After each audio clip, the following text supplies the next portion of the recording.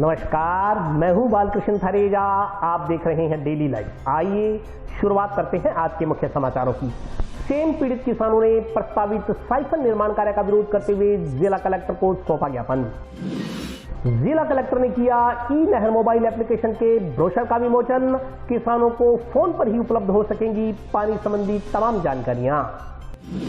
कल जिला मुख्यालय पर रामनवमी के उपलक्ष्य में निकाली जाने वाली रामोत्सव धर्म यात्रा को लेकर श्रद्धालुओं ने की तैयारियां। डेरा अमरधाम में पेयजल व्यवस्था करवाने की मांग। गरीब रामधारी सेवा समिति पदाधिकारियों ने जिला कलेक्टर को सौंपा ज्ञापन। जन स्वास्थ्य अभियांत्रिकी विभाग कर्मचारी एसोसिएशन की बैठक में किया गया विभिन्न मुद्दों पर विचार विमर्श। और अब समाचार विस्तार से। सेम पीड़ित किसानों ने गांव भैरूसरी के पास खग्गर नदी के नीचे से सेम के पानी को बड़ों पंप तक पहुंचाने के लिए प्रस्तावित साइफन निर्माण कार्य का विरोध करते हुए जिला कलेक्टर को ज्ञापन सौंपा।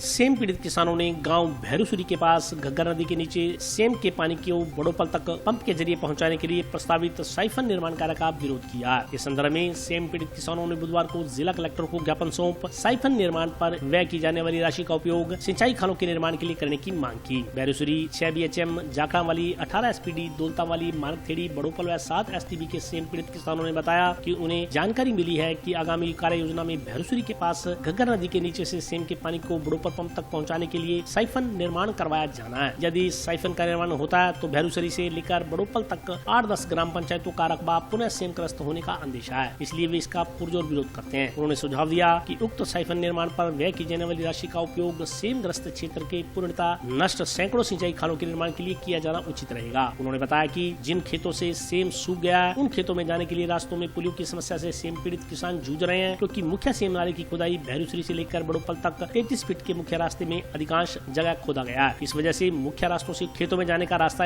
होने की समस्या पैदा हो गई है। किसानों को रास्ता व रास्तों पर पुलियों की समस्याओं से तुरंत निजात दिलाई जाए। सेम पीड़ित किसानों ने बताया कि बड़ोपल ढाब के पंप हाउस के पास सेम नाले का पूरा पानी नहीं पहुँच रहा, क्योंकि पंप से 500 मीटर पीछे नाला सिल्ट से अटा पड़ा है। इसकी तुरंत सफाई करवाकर पंप हाउस तक पानी पहुँचाया जाए। इसके अलावा सेम पीड़ित किसानों ने बताया कि बड़ोपल पंप हाउस से घग्गर डिप्रेशन नंबर 6 तक जाने वाली पाइपलाइन जगह जगह से लीक होती है, उसकी मरम्मत करवाकर रोजाना होने वाले लीकेज का स्थायी समाधान करवाया जाए। ज्ञापन देने वालों में पवन, कालीरामन, जगदीश भादु, राकेश कुमार, वेद प्रकाश, धन्नाराम, विक्रम, जगदीश, राजाराम, राजेंद्र, राजपाल, लादूराम, मनीराम, हनुमंत, अमरचंद, भानीराम, हरिराम, सावराम, रामजीलाल सहित अन्य किसान मौजूद रहे। मामला ये है जी, हम 40 साल से सेम पीड़ित किसान हैं। काफ़ी लंबे अरसे के बाद हमें अपने खेतों में वापस जाने का मौका मिला। बड़ोपल ढाब में जो पंप लगा उसके वजह से हमारे खेतों की सेम सूखेगी। अभी ये जो प्रशासन है बिना किसानों की राय लिए एक कार्य योजना तैयार कर रहे हैं, जिससे रावसर के क्षेत्र का पानी हमारी ओर लेके भैरूसरी से लेके बड़ोपल तक लाना चाह रहे हैं। इससे हमारे खेत दोबारा बर्बाद होने का डर है।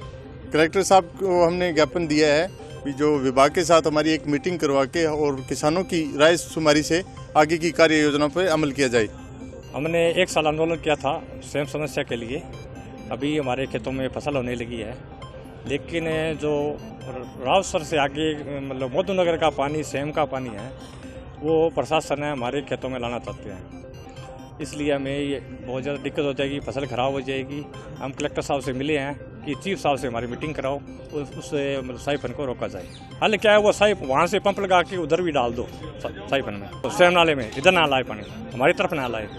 हम सेम पीड़ित संघर्ष समिति जो आज कलेक्टर साहब से मिले हैं, हमारा जो सेम ग्रस्त इलाका था उसमें सारे पक्के खाड़े जो है क्षतिग्रस्त हो गए, और आज हमारा क्षेत्र जो है वापस रिक्लेम हो रहा है। तो हमें सिंचाई सुविधा के लिए पक्के खाड़ों की आवश्यकता है। तो हमने एक ये अपना ज्ञापन दिए है कलेक्टर साहब को कि राज्य सरकार से हमें जो CID के मार्फत जो पक्के खाड़े बनाए जा रहे हैं, तो उस स्कीम में भी हमारे खाड़े पक्के बनाए जाएं। और हमारा एक सेम नाले के नीचे साइफन बनाया जा रहा है GDC के नीचे, जो रावसर शहर का और उस क्षेत्र का पानी सेम का ला करके हमारे क्षेत्र को फिर से बर्बाद करने की योजना है। इसका हम पूरी जोर तरीके से विरोध करते हैं, और कलेक्टर साहब को हमने ज्ञापन दिया है कि हमारे किसानों की सहमति लेकर के और हमारे साथ मीटिंग करके हमें हमारे सुझाव लिए जाएं, और इंजीनियर अपने सुझाव बताएं, तो उसके बाद इस कार्य को किया जाए, अन्यथा इसके ऊपर रोक लगाई जाए। हम अपने आंदोलन करेंगे। 1 साल पहले भी हमने 2014 में आंदोलन किया था, और 1 साल आंदोलन चलने के बाद में हमें 25 करोड़ रुपए का पंप मिला था और उसी पंप की वजह से आज हमारी भूमि जो है वापस कृषि योग्य हुई है और वो आंदोलन हम एक बार फिर से करेंगे और किसी भी हालत में हम इस साइफन को बढ़ने नहीं देंगे। जिला कलेक्टर ने आज ई नहर मोबाइल एप्लीकेशन के ब्रोशर का विमोचन किया। इससे किसानों को घर बैठे सिंचाई पानी संबंधी तमाम जानकारियां उपलब्ध हो सकेंगी।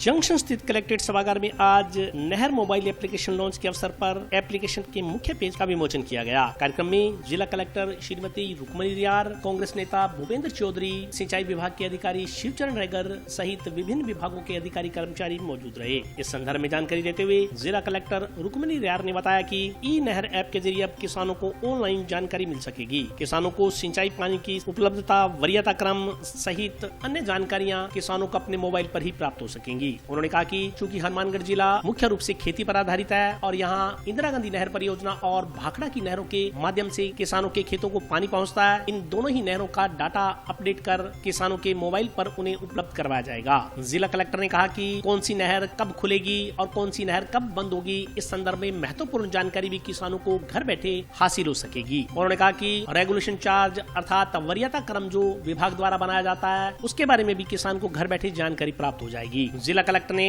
प्रत्येक किसान से आह्वान किया है कि वह अपने मोबाइल पर इस एप्लीकेशन को डाउनलोड करे ताकि सिंचाई पानी से संबंधित तमाम तरह की जानकारियां उसको समय रहते प्राप्त हो सकें। ये लाइफलाइन है हमारे पूरे जिले की और इरिगेशन विभाग ये जानता है कि रेगुलेशन का जो अपना चार्ट है वो सदियों से हम जो है ऑफलाइन बना रहे हैं और क्योंकि टेक्निकल ज़माना हो गया है और सारी चीज़ें अब टेक्नोलॉजी पे बेस्ड है, तो जितना हो सके हमें ह्यूमन इंटरवेंशन कम करनी चाहिए अपने काम में।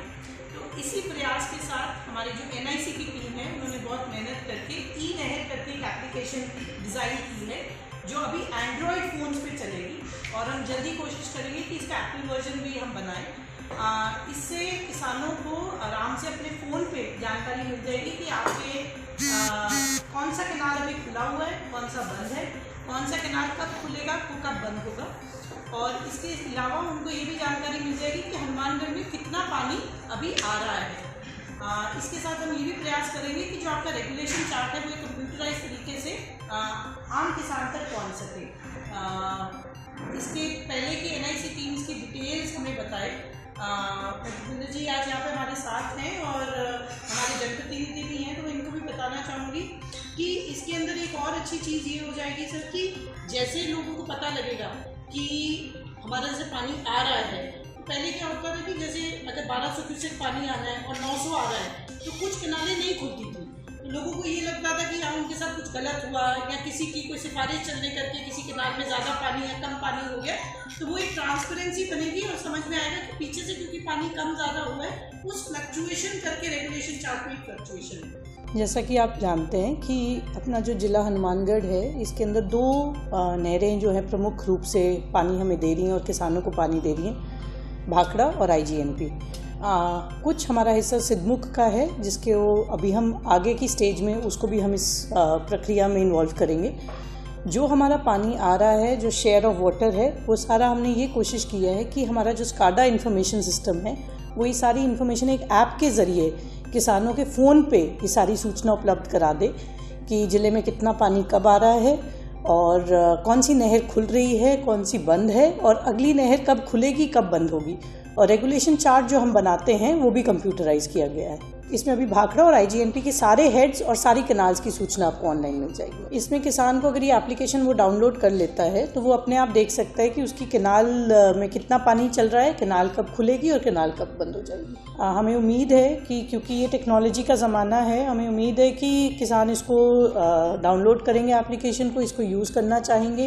हमारा ये प्रयास है कि कंप्यूटराइजेशन हो, मैनुअल इंटरवेंशन कम से कम हो और जो किसान उसको फ़ोन करना पड़ रहा था सूचना लेने के लिए पानी के बारे में, पानी की बारी के बारे में, या उनको दूर दराज के ऑफिसेज में आना पड़ रहा था, वो ना करना पड़े और घर बैठे उनको ये सारी इन्फॉर्मेशन अपने फ़ोन पे मिल सके। बिल्कुल हम वेट करेंगे कि हमें किसान खुद जो यूज़ कर रहे हैं वो हमें फीडबैक दें। वो जो हमें फीडबैक देंगे हम उसके बेसिस पे इसको इम्प्रूव करेंगे। हम सिद्धमुख नहर को भी इसके अंदर जोड़ने का प्रयास करेंगे और अभी क्योंकि नहरें बंद हैं तो आगे जैसे नहरें खुल जाएंगी इसका हम प्रचार प्रसार करेंगे प्रशासन गाँव के संग शहरों के संग अभियान में, और कोशिश करेंगे कि ज़्यादा से ज़्यादा किसान इस मुहिम के साथ जुड़ें। मेरी सब किसानों से यही अपील है कि आपकी जो एंड्रॉयड के फ़ोन्स हैं उसके अंदर गूगल प्ले स्टोर पे जाके ई नहर करके एप्लीकेशन है उसको आप डाउनलोड करें। उसके अंदर सारी नहरों की सूचना आपको अपने फ़ोन पे मिल जाएगी। आप ज़्यादा से ज़्यादा मात्रा में इस एप्लीकेशन को डाउनलोड करें क्योंकि ये एकदम फ्री है और सरकार के द्वारा बनाई गई है और उसमें आपका बिल्कुल भी कोई पैसा भी नहीं लगेगा। रामनवमी के उपलक्ष्य में गुरुवार को जिला मुख्यालय पर रामोत्सव धर्म यात्रा निकाली जाएगी। इस संदर्भ में आज आयोजकों द्वारा तैयारियां की गई।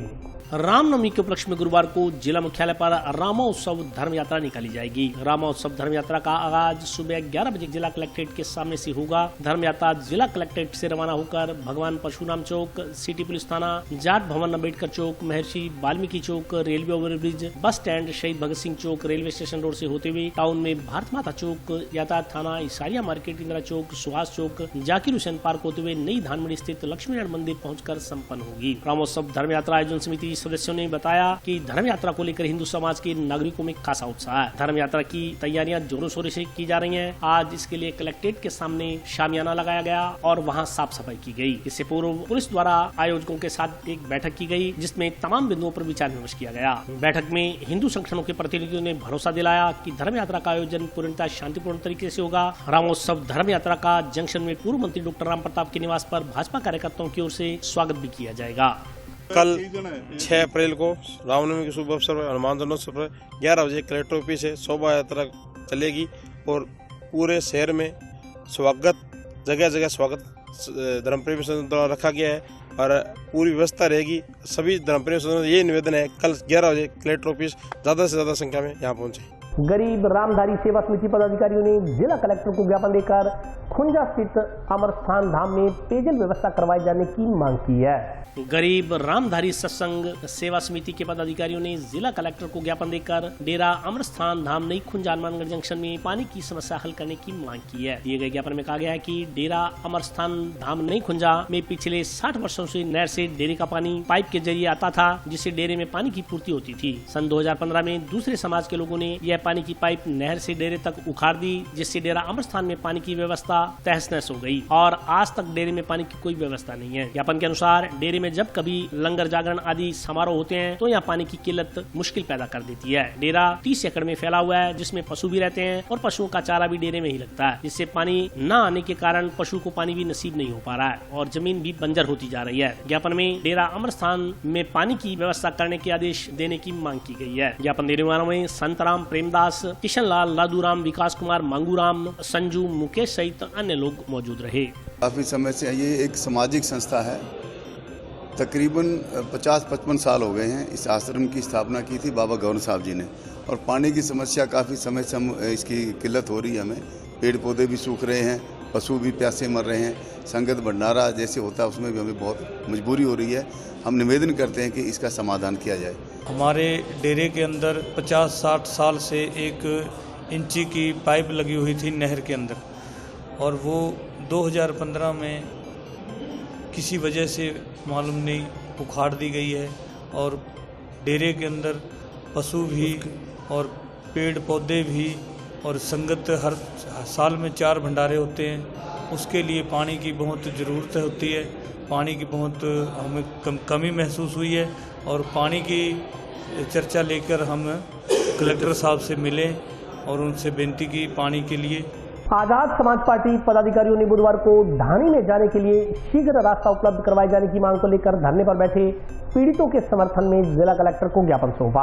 आजाद समाज पार्टी कांशीराम ने बुधवार को ढाणी में आने जाने के लिए शीघ्र रास्ता उपलब्ध करवाने की मांग को लेकर धरने पर बैठे पीड़ित परिवार के समर्थन में जिला कलेक्टर को ज्ञापन सौंपा। ज्ञापन में कहा गया है कि कृष्णलाल पुत्र शोकर्ण चक 23 SSW पक्का सारना की चक 23 LLW के पत्थर नंबर 70/210 किला नंबर 147 कुल 6 बीघा कृषि भूमि है। अपनी ढाणी में आने जाने के लिए पिछले अनेक वर्षों से जमीन में बने रास्ते का उपयोग करता आ रहा है, परंतु पिछले कुछ वर्षों से कुछ प्रभावशाली व्यक्तियों ने उक्त आवागमन के रास्ते को बंद कर दिया। जिला कलेक्टर ने आश्वस्त किया कि प्रशासन मामले की जाँच करवा यथासंभव सहयोग करेगा। ज्ञापन देने वालों में इस मौके पर रेवताराम, सतपाल, जोगपाल, गुरसेवक सिंह, अजय, मेघवाल, सुरेंद्र कुमार, विनोद कुमार, ओम प्रकाश, चेतराम, किशोर चंद, महेंद्र अन्य कार्यकर्ता मौजूद रहे। आज से 10 साल पहले उन्होंने बंद कर दिया रास्ता। हमने मांग की थी प्रशासन से, प्रशासन में हमारी कोई सुनवाई नहीं हुई है, क्योंकि वो एक राजनीतिक प्रभावशाली व्यक्ति है, वो ब्राह्मण है और हम ऐसी वर्ग से हैं, मेघवाल है, तो हमारी तो कहीं सुनवाई नहीं होती है। अब हमारे डिलीवरी हुई थी ना, तो उस टाइम में हमने उसको, बच्चे को और उसकी माँ को बहुत मुश्किल से चारपाई पे लेके और हॉस्पिटल पहुँचाया था। और अगर उस टाइम में हमारे बच्चे और उस बहू को कुछ हो जाता तो उसकी जिम्मेवार क्या ये प्रशासन जिम्मेवारी लेती? कोई नहीं लेता। पर अभी हम वहीं पे है। आज से 23 तारीख से रास्ते भी बैठे हैं, जहाँ से एम्बुलेंस हमें लेकर गई थी और वहीं छोड़ गई रास्ते में, और वहीं पे बैठे हैं हम। हाँ, अभी तक वहीं पे हैं रास्ते, बच्चे के साथ में। हमारी कोई सुनवाई नहीं कर रहा है। ये मामला है पक्का सारना में रोई का, जो कि एक रास्ते का विवाद है।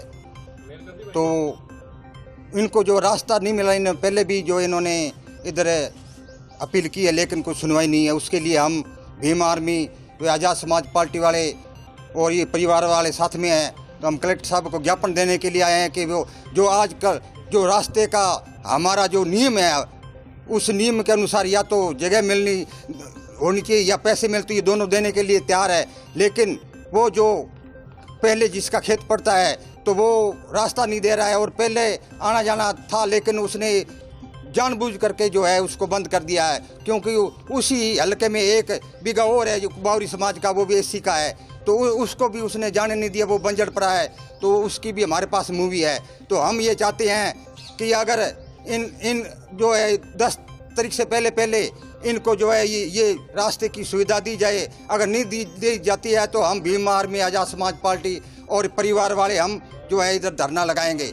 जलदाय विभाग कर्मचारी एसोसिएशन की बैठक जंक्शन स्थित जन स्वास्थ्य अभियांत्रिकी विभाग कार्यालय के प्रांगण में आयोजित हुई। प्रदेश जलदाय विभाग कर्मचारियों की एक बैठक जंक्शन स्थित जन स्वास्थ्य अभियांत्रिकी विभाग में आयोजित की गई। इस संदर्भ में जानकारी देते हुए कर्मचारी नेताओं ने बताया कि 12 अप्रैल को प्रदेश कार्यकारिणी की बैठक जयपुर में आयोजित की जाएगी। वहाँ किन किन बिंदुओं पर विचार विमर्श किया जाना है, इसकी तैयारियां आज की बैठक में की गई। उन्होंने कहा कि सरकार ने विभाग के कर्मचारियों की पदोन्नति की बजट में घोषणा की है, जिसको लागू करवाने बारे में विचार विमर्श किया गया। कर्मचारी नेताओं ने कहा कि प्रदेश के प्रत्येक सरकारी विभाग में सरकार पदोन्नतियां कर रही है, मगर जन स्वास्थ्य अभियांत्रिकी विभाग में लंबे समय से कर्मचारी पदोन्नतियों को तरस रहे हैं। उन्होंने कहा कि यह एकमात्र ऐसा विभाग है जिसमें लगभग 35 साल से कोई प्रमोशन नहीं किया गया है। प्रदेश जलदाय कर्मचारी महासंघ जिला हनुमानगढ़ की बैठक अंदर आज करवाई गई है।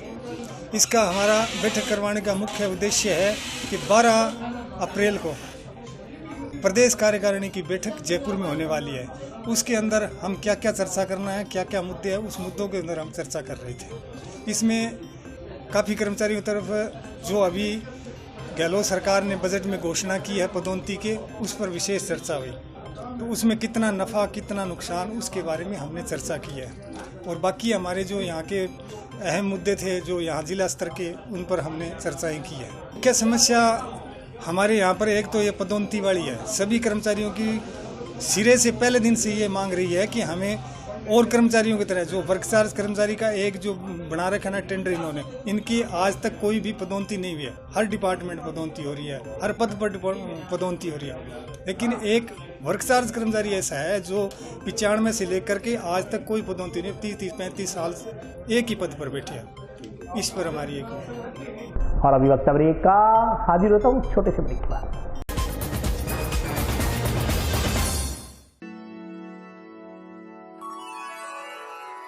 यूं तो कई बार मुझे हंसते देखा है, पर ये हंसी कुछ और है। ये गहना मुझ पर जचता है, पर ये महज एक गहना नहीं, ये रूपरेखा है मेरे मन की, हंसती खिलखिलाती लहरों की, जो आतुर थी अब तक मुझ पर सजने को। इसलिए ये गहना ही मेरा सच्चा श्रृंगार है, श्रृंगार है, श्रृंगार है।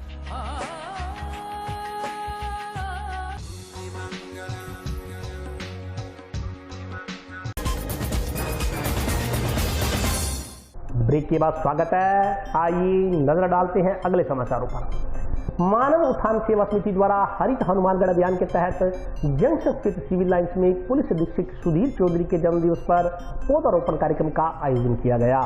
मानव उत्थान सेवा समिति द्वारा हरित हनुमानगढ़ अभियान के तहत जंक्शन स्थित सिविल लाइंस में जिला पुलिस अधीक्षक सुधीर चौधरी के जन्मदिवस पर पौधारोपण कार्यक्रम का आयोजन किया गया। कार्यक्रम में जिला पुलिस अधीक्षक सुधीर चौधरी, अतिरिक्त जिला पुलिस अधीक्षक जसाराम बोस सहित अन्य लोगों ने भाग लिया। कार्यक्रम के तहत 30 पौधे और ट्री गार्ड लगाए गए। जिला पुलिस अधीक्षक सुधीर चौधरी ने कहा कि मानव उत्थान सेवा समिति पिछले लंबे समय से हनुमानगढ़ में पर्यावरण संरक्षण के क्षेत्र में बेहतरीन कार्य कर रही है। हनुमानगढ़ जिले के लगभग सभी मुख्य मार्गों पर इनके द्वारा पौधारोपण किया गया है। साथ ही उन पौधों की देखरेख के लिए नियमित रूप से पौधों में पानी की समुचित व्यवस्था की जा रही है। यह सराहनीय कार्य है। उन्होंने आम जन से आह्वान किया कि वे अपने जन्म दिवस, सालगिरह सहित किसी भी यादगार अवसर को और अधिक यादगार बनाने के लिए पौधारोपण अवश्य करें। उन्होंने कहा कि इससे आपका यादगार पल और अधिक खुशनुमा बन जाएगा और साथ में पर्यावरण के क्षेत्र में अच्छा काम होने से प्रत्येक व्यक्ति का स्वास्थ्य भी बेहतर रहेगा। समिति के लोकराज शर्मा ने कहा कि संस्था का प्रत्येक सदस्य प्रकृति से जुड़ा हुआ है और सभी अपनी जिम्मेदारियों से नियमित रूप से पौधों की देखभाल कर रहे हैं। उन्होंने कहा कि प्रकृति की सुरक्षा करना प्रत्येक व्यक्ति की जिम्मेदारी है। इस मौके पर अध्यक्ष लादू सिंह भाटी, चंद्रभान कुलड़िया, ऋषि भारद्वाज, दिनेश भादु, सुरेश कुमार महला, मलकीत सिंह, रमेश शाक्य, सार्थक शर्मा, जेपी मीणा, रामचंद्र जाखड़, भीमराज चाहर, सुखबीर सिंह सहित अन्य पर्यावरण प्रेमी उपस्थित रहे। आज मेरे जन्मदिन पर मानव सेवा संस्थान के जो संस्थापक हैं और उनके जो मेंबर्स हैं, एडिशनल साहब, हमने मिलकर के पेड़ लगाए हैं। तो मेरा हनुमानगढ़ के सभी नागरिकों से ये निवेदन है कि जब भी अपने जीवन में कोई विशेष उत्सव हो, चाहे वो जन्मदिन हो या कोई सालगिरह हो या किसी बड़े बुजुर्ग की याद में आप कोई कार्यक्रम करना चाहते हैं, तो मुझे लगता है कि सामाजिक रूप से अगर हम पेड़ लगाने की परंपरा शुरुआत करें और अनावश्यक खर्चे को अगर हम हटाएं और इसी तरह से अगर अपना जन्मदिन और कोई विशेष उत्सव मनाएं, तो मुझे लगता है प्रकृति के रूप में और समाज के रूप में एक अच्छी सेवा होगी और ये दिन हमेशा याद भी रखा जाएगा। और जब भी उस पेड़ को आप देखेंगे तो आपको कहीं ना कहीं एक अच्छी यादें आपके मन में आएंगी। मानव सेवा संस्थान अच्छा काम कर रही है, इसके लिए बहुत बहुत सबको बधाई।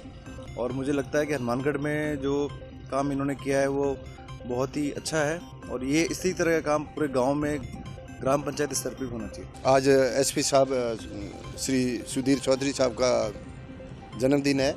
इनके उपलक्ष्य में मानव उत्थान समिति हनुमानगढ़ के अध्यक्ष लादू सिंह जी एवं उनकी टीम द्वारा आज 30 पौधे लगाए गए हैं और पूरे हनुमानगढ़ को हरा भरा करने में इनका बहुत ही महत्वपूर्ण योगदान है।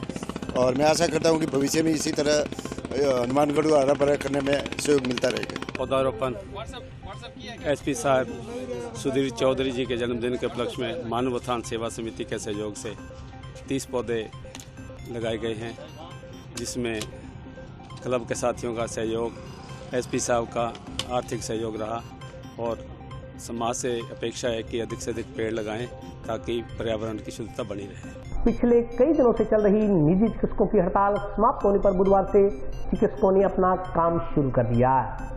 राइट टू हेल्थ बिल को लेकर पिछले 15 दिनों से हड़ताल पर चल रहे निजी चिकित्सक बुधवार से काम पर लौट आए। मंगलवार को सरकार ने बिल में संशोधन करते हुए चिकित्सकों की मांगे मान ली थी, जिसके बाद डॉक्टर्स ने हड़ताल खत्म कर दी। आज बुधवार से प्रदेश भर में सभी निजी अस्पताल, क्लिनिक खुल गए हैं और काम सुचारू हो गया। ऐसे में सरकारी अस्पतालों में भी मरीजों का दबाव कम हो गया। इंडियन मेडिकल एसोसिएशन के जिलाध्यक्ष डॉक्टर भवानी सिंह एरन ने राजस्थान सरकार को धन्यवाद ज्ञापित करते हुए कहा कि सरकार ने इस मसले को संवेदनशीलता से लेते हुए डॉक्टर से वार्ता की और उनकी मांगों को मानते हुए हड़ताल को समाप्त करवाया। आईएमए के जिलाध्यक्ष ने आमजन को हड़ताल के दौरान हुई असुविधा के लिए खेद प्रकट किया। उन्होंने कहा कि 15 दिनों में हड़ताल के चलते आमजन को जो असुविधा हुई है उसके लिए उन्हें खेद है। उन्होंने कहा कि राइट टू हेल्थ बिल के विरोध में कोई डॉक्टर नहीं था, क्योंकि यह सभी का अधिकार है, लेकिन इस बिल में जो खामियां थी डॉक्टर्स उनके विरोध में थे। उन्होंने कहा कि राजस्थान सरकार ने डॉक्टर्स की बात को सुनते हुए जो खामियां थी उनको हटा दिया है। यह जायज और हक की लड़ाई थी।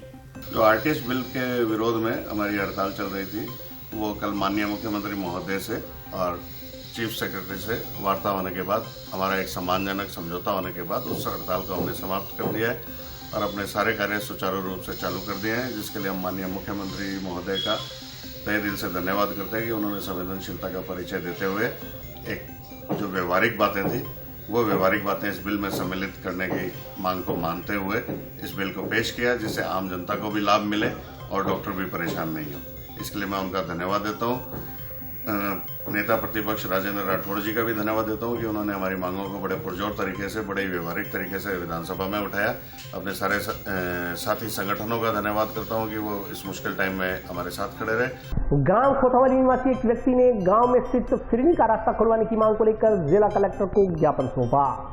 गांव खोथावाली के निवासी राजेंद्र कुमार नामक ग्रामीण ने जिला कलेक्टर को ज्ञापन देकर गांव की फिरनी का रास्ता खुलवाने की मांग की है। ज्ञापन में कहा गया है कि इससे पहले ग्राम पंचायत खोथावाली, पंचायत समिति पीली बंगाल विकास अधिकारी, जिला परिषद हनुमानगढ़ सहित अन्य संबंधित विभागों को कई बार ज्ञापन दिए गए, मगर सिवाय आश्वासन के कुछ नहीं मिला। ज्ञापन में कहा गया है कि ग्राम पंचायत खोथावाली वार्ड नंबर 3 व 4 में आबादी भूमि गाँव की फिरनी पर कई लोगों ने कब्जा कर रखा है। ग्राम पंचायत खोथावाली की आबादी भूमि में गाँव की फिरनी का रास्ता खुलवाने के संदर्भ में संबंधित विभागों को ज्ञापन दिया गया, लेकिन आज तक कोई समाधान नहीं हुआ, जिससे ज्ञापन देने वाले प्रार्थी के परिवार के सदस्य अपने घर पर न तो आ जा सकते हैं और न ही अपने साधन अपने घर में ला सकते हैं। प्रार्थी के घर का रास्ता बंद होने से प्रार्थी व उसके परिवार को भारी मानसिक व शारीरिक पीड़ा सहन करनी पड़ रही है। ज्ञापन के अनुसार बार बार रास्ते को खुलवाने के लिए विभिन्न विभागों के अधिकारियों के यहाँ चक्कर लगाने पड़ रहे हैं, जिससे परेशानियों का सामना करना पड़ रहा है। ज्ञापन में रास्ता खुलवाने की मांग की गई है।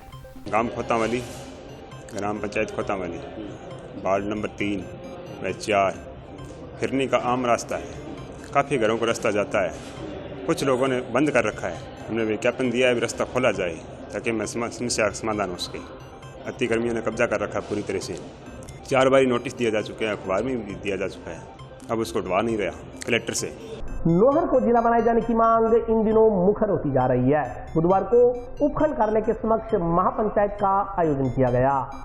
नोहर को जिला बनाने की मांग दिनों दिन मुखर होने लगी है। बुधवार को नोहर को जिला बनाओ संघर्ष समिति के बैनर तले यहाँ उपखंड कार्यालय के समक्ष महापंचायत का आयोजन किया गया। महापंचायत में नोहर, भादरा, रावसर सहित क्षेत्र के अनेकों गाँव से सैकड़ों की संख्या में लोग पहुँचे। महापंचायत को संबोधित करते हुए वक्ताओं ने कहा कि नोहर को जिला बनाने की मांग वर्षों से चली आ रही है। गहलोत सरकार द्वारा राज्य में 19 नए जिले बनाए गए, लेकिन इस घोषणा में नोहर का नाम शामिल नहीं किया गया। यह दुर्भाग्यपूर्ण है। वक्ताओं ने कहा कि जिला बनने से हर तरह के मापदंड नोहर पूरा करता है। नोहर में उप जिला मजिस्ट्रेट से लेकर हर छोटे बड़े सरकारी कार्यालय मौजूद हैं। इसके अलावा नोहर क्षेत्रफल व जनसंख्या की दृष्टि से मापदंड को पूरा करता है। वक्ताओं ने कहा कि अगर नोहर जिला बनता है तो क्षेत्र में विकास के नए आयाम स्थापित होंगे। इसके अलावा क्षेत्र के दूर दराज में बसे नागरिकों को जिलाधिकारी संबंधित कार्यों के लिए अधिक दूरी नहीं तय करनी पड़ेगी। इस मौके पर महंत गोपालनाथ, राम कुमार स्वामी, रामकृष्ण भाकर, श्री राम व्यास, संतलाल रेगर, पुनीत शर्मा, बसंत तिवारी, गंगाराम, धर्मवीर गोदा, सुनील जोशी, लीलू राम, रोशन वाल्मीकि, हनुमान शर्मा, अर्जुन साहू, निमेश दहूजा, पूनम इसारिया, धर्मपाल सियाग सहित अन्य लोग उपस्थित रहे। जिला बनाओ संघर्ष समिति के आह्वान पर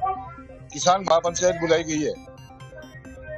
इसमें लोगों को आक्रोश है कि 19 जिले बनाने के बाद भी नोहर की पात्रता होते हुए भी नोहर को जिला सर्जन से वंचित किया गया है। उसको लेकर भादरा, पल्लू, रावसर और नोहर 4 तहसील और 4 उप तहसील के नागरिकों में भयंकर आक्रोश है और आक्रोश की अभिव्यक्ति करने के लिए आज लोग यहाँ आए। तो हम सभी पहले ज्ञापन दिया था 25 तारीख को, 7 दिन का समय दिया था, लेकिन कोई प्रोग्रेस नहीं हुई। तो आज हमने यहाँ महापड़ाव डाला है और अभी फैसला होगा, समिति फैसला करेगी कि आगे किस रूप में चलाना है। और ये बड़े दुर्भाग्य की बात है कि हर पार्टी, हर उम्मीदवार और हर एमएलए अपने अपने जिलों बनाने में सहयोग में लगा हुआ है, लेकिन नोहर के अंदर हमारे जो युवा एमएलए साहब हैं उन्होंने ना तो विधानसभा में उठाया, ना कहीं पैरवी की और बार बार उनको हम लिखित में निमंत्रण दे रहे हैं, फिर भी हमारे यहाँ जिला बनाने के समर्थन नहीं आ रहे हैं। इससे ये साबित होता है कि उन्हें अप्रवृत्ता का काम किया है, उन्होंने मेहनत नहीं की और इनकी कमजोरी के कारण आज नोहर ये भुगत रहा है। आज नोहर में जिला बनाओ संघर्ष समिति द्वारा भादरा, राउतसर, सावा बहुत सारे लोग इकट्ठे हुए हैं। तो हम सब लोगों की एक ही मांग है कि हम किसी भी तरीके से सत्ता में बैठे लोगों को ये पहुंचाए कि नोहर में कौन सी चीज की कमी है कि जिला नहीं बन रहा है।